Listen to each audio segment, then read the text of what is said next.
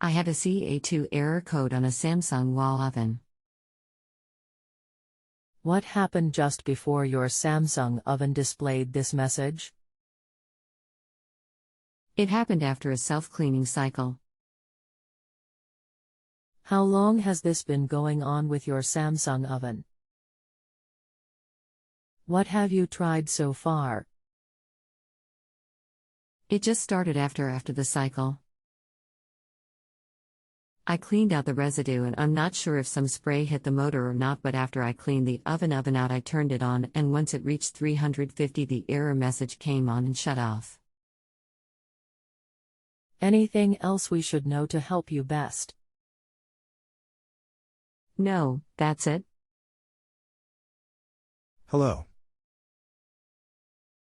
My name is I would be happy to help here. That particular code is for motor malfunction.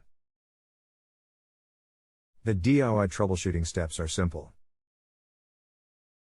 Simply turn power off to the appliance at the breaker for 60 seconds and then back on. If the problem persists, then the motor that operates the fan and turntable has failed.